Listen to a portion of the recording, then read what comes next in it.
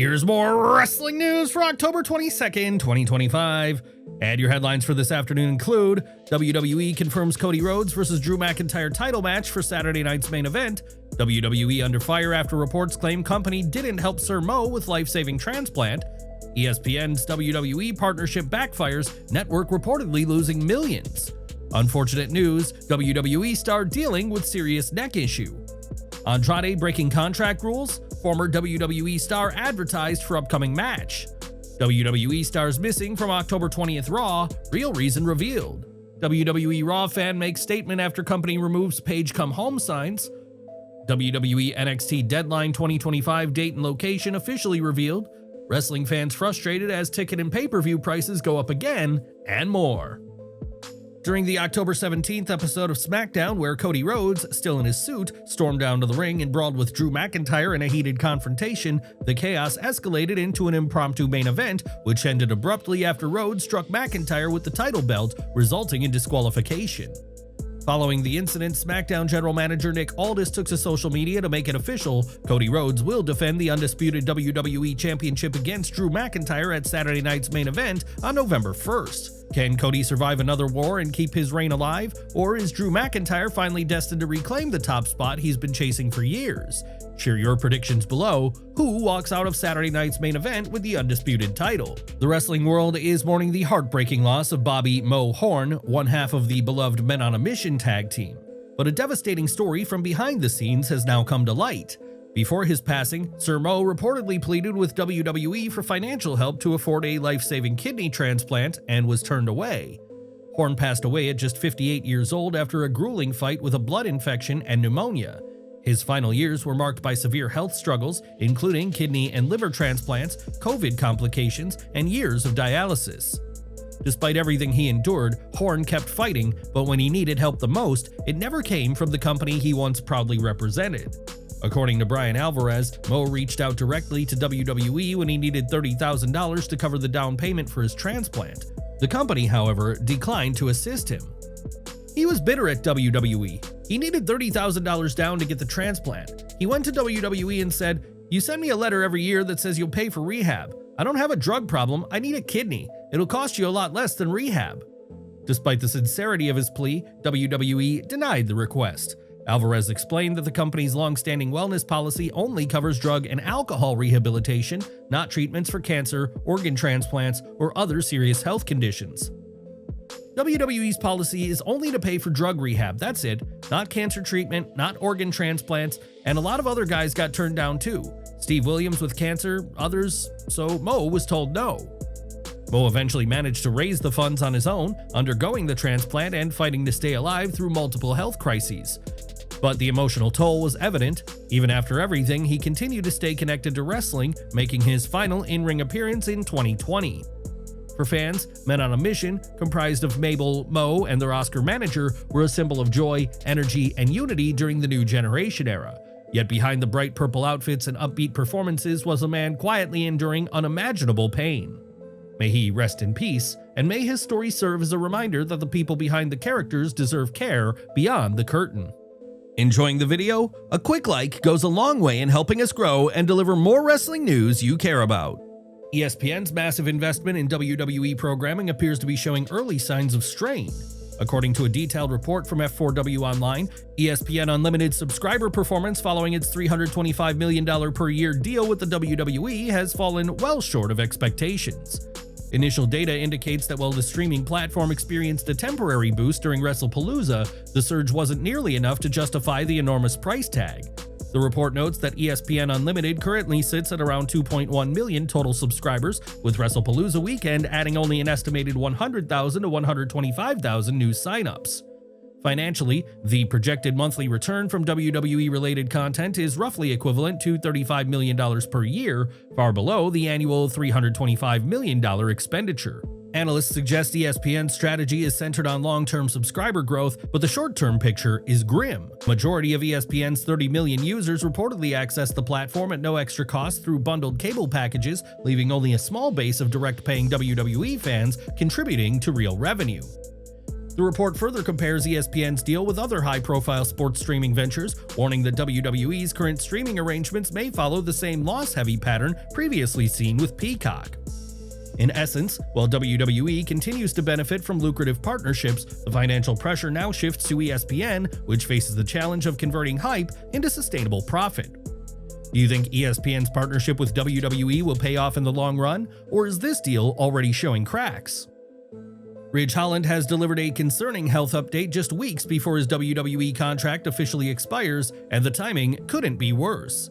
On October 21, 2025, the former Brawling Brute took to social media to share that he's heading to Birmingham, Alabama for a major medical evaluation following a string of serious injuries. Holland revealed that doctors will be removing his foot cast next week and conducting x-rays to assess whether the fracture he suffered earlier this year has properly healed. But the bigger concern lies in his neck. Holland confirmed that a lingering neck issue may require surgery if his condition hasn't improved, a setback that could extend his recovery time significantly. So, just a bit of an update. Next Tuesday I've got to go to Birmingham, Alabama to have the cast cut off, some more x-rays to make sure that the foot's all good and we can go possibly to partial weight bearing. But the kicker is that prior to the foot I had a neck injury that I was going to get imaging for, and I got imaging for that post-foot surgery. And I'm going to Birmingham also to see the neck specialist. So, I mean, worst case scenario, I need neck surgery, and I'm hoping for the best case scenario, which is injections, but I'm having some nerve impingement, which is sending pain down my arm, so I'm a little bit apprehensive about what's going to happen, because it's just another kick in the balls, really, but never rains, it pours. So yeah, I'll keep you posted. The update comes at a particularly difficult juncture. According to Fightful Select, Holland's WWE contract expires on November 14th, and despite his foot injury occurring during a WWE-approved appearance for TNA, the company will stop paying him once his deal ends. WWE is reportedly covering his rehab expenses only to avoid potential legal complications. Now, with the possibility of neck surgery, months of rehab ahead, and no guaranteed paycheck, Ridge Holland finds himself in a deeply uncertain position, a tough blow for someone who's poured years into the business only to be left fighting for recovery without financial security. Andrade El Idolo's post-AEW future may be tangled in legal uncertainty, but that isn't stopping him from stepping back into the ring. The former WWE star has been officially announced for Big Time Wrestling's November 1st event in Augusta, Maine, marking his return despite ongoing reports that he's under a 90-day non-compete clause that could potentially stretch to a full year. BTW confirmed Andrade's participation in what's being billed as a stacked lineup, featuring Kurt Angle, Matt Riddle, and PCO. Andrade is set to face Donovan Dijak in what will be promoted as his BTW debut, signaling he's not waiting around for legal red tape to clear before getting back to work. The announcement comes amid growing concern about WWE's handling of non-compete clauses. Lucha Libre Online's Michael Morales recently spoke out, warning that if Andrade is being forced to sit out without pay, the situation could border on illegality under US labor law. If it's a full year without pay, that's illegal. This isn't Central Africa where weird laws exist. This is the United States, and that's illegal. You must pay for that 1-year non-compete period. Morales clarified that the key issue depends on Andrade's exact contractual standing, whether he's suspended under an active deal or simply restricted by a non-compete clause without compensation. If there's a non-compete clause, you're no longer under contract, just bound by that penalty, so if you're suspended 90 days without pay, you're still employed, you come back after. Andrade's appearance at the November 1st Big Time Wrestling event now raises major questions about WWE's ability to legally enforce his alleged non-compete if it indeed exists without pay. Regardless of the legal outcome, one thing is clear: Andrade El Idolo is back in action, and his upcoming clash with Dijak could be more than just a match. It may also become a test case for how far WWE's non-compete policy can actually go. Fans tuning in to the October 20th, 2025 episode of WWE Raw from Sacramento may have noticed that two familiar faces, Xavier Woods of the New Day and Eric of the War Raiders, were nowhere to be seen.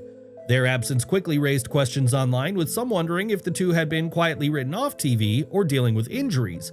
However, Brian Alvarez has now cleared the air. According to Alvarez, both Woods and Eric missed Raw simply because they were on pre-scheduled vacations. He explained on social media that their time off had been planned well in advance and wasn't related to any creative decisions or health concerns. In short, there's no drama behind their absence, just a well-deserved break for two of WWE's most seasoned performers. One WWE fan is proving that his support for Saraya runs deep, and no amount of confiscated signs is going to stop him from showing it. After his Paige Come Home sign was taken away during SmackDown last week, the same fan returned to the October 20th episode of Raw in Sacramento, this time with a clever workaround, a t-shirt bearing the exact same message. And this time WWE couldn't take it from him. The fan posted a video from inside the arena on X, formerly Twitter, revealing that security once again confiscated his new sign, which read "Don't take my sign," but he came prepared. They took my "Don't take my sign" sign, but they couldn't take my shirt at Saraya. In a follow-up post, he shared a picture of the confiscated sign and gave a shout-out to a WWE producer named Joe, saying the staffer handled the situation professionally, even though fans online have been giving him a bit of flack for enforcing company policy. While Saraya's WWE return remains uncertain, gestures like this make it clear her connection with the WWE Universe hasn't faded. AEW fans streaming Dynamite, Collision, or pay-per-views through Max are facing yet another price hike. The platform, currently the streaming home for AEW programming, has increased subscription costs across all tiers as Warner Bros. Discovery continues a major internal restructuring that could reshape AEW's future on both cable and digital platforms. The changes take effect immediately. The basic with ads plan now costs $10.99 per month or $109.99 annually, marking a $1 increase. The standard plan rises to $18.49 per month or $184.99 per year, while the premium plan jumps to $22.99 per month or $229.99 annually, up by $2.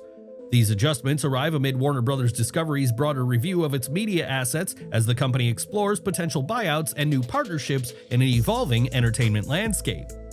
For AEW fans, the price bump adds to existing frustrations. Although AEW programming remains available on Max, pay-per-view events are still excluded from all subscription packages, forcing viewers to pay separately for each major show.